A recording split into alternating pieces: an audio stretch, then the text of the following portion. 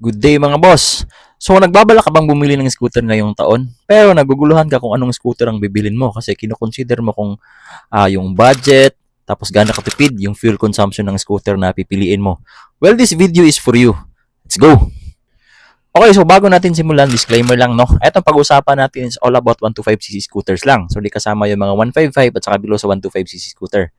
So, eto, yung content natin, magdedepende yan sa presyo ng bibilhin, tsaka yung gaano siya katipid.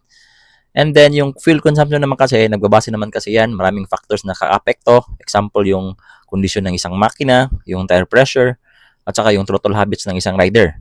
And then, so yun na nga, labas na natin yung mga top 5 na most fuel efficient saka budget friendly na mga scooters na available dito sa Pinas. Itong listahan natin ito is naka in order. So starting from number 1, yung mga scooters ng Yamaha series.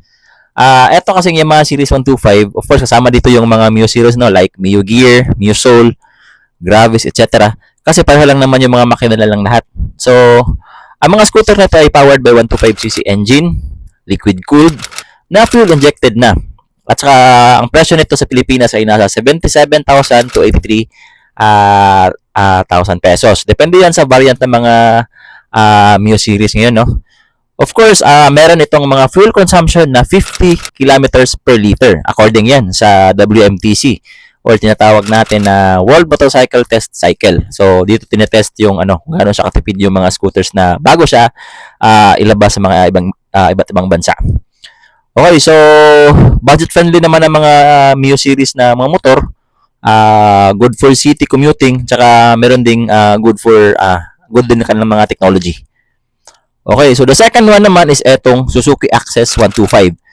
So, it is a classic retro scooter with a 124cc engine. Tapos, naka-air-cooled ito at fuel-injected. So, ang presyo naman ito ay nasa 84,900 to 93,900. Depende sa variant na pipiliin nyo. At ang fuel consumption naman ito ay mayroon itong 57.3 kilometers per liter. According yan sa website ng topgear.com. So, well, fuel efficient naman siya. May good technology at good value na din.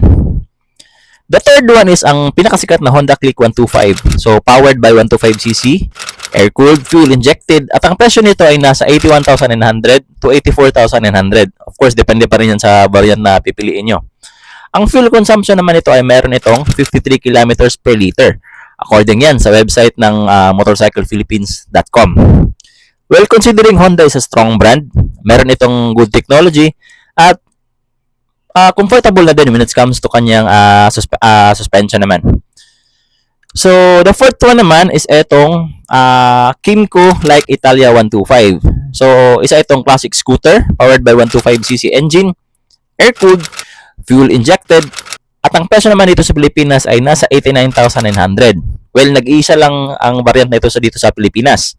And then, meron itong fuel consumption na 48 kilometers per liter. According yan sa WMTC pa din. So, it's a kind of unique na scooter nito kasi knowing the fact na nag-iisa lang itong variant dito sa Pilipinas. So, talagang wala kang makikitang kakaibang variants dito. Only nag-iisa lang ito. And then the last one is etong Suzuki Boardman. Powered by 125cc engine, air-cooled, at saka fuel-injected. So, ang presyo naman dito sa Pilipinas ay nasa 92,400 at meron itong fuel consumption na 54.9 kilometers per liter. Grabe. At saka according naman yan sa Suzuki website. Well, ang scooter naman ito is good for city. Also, meron itong good technology. Okay.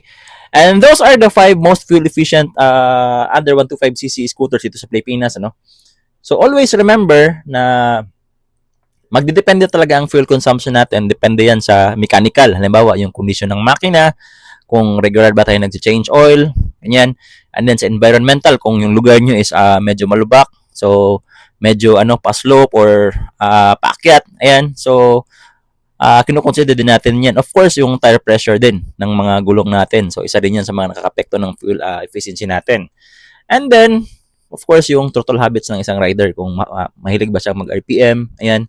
Pero despite of that, mas maganda talaga kung malaman mo na kahit may mga factors na nakakapagpataas ng konsumo ng gasolina is mas maganda na malaman mo kung gaano siya katipid by a default system. So according yan sa mga test na ginagawa ng mga independent na mga agencies gaya ng WMTC or sa mga different websites, sa mga trusted na website. So meron na tayong hint kung gano'n siya katipid. Of course, magdedepende pa rin yan sa budget natin. Ano?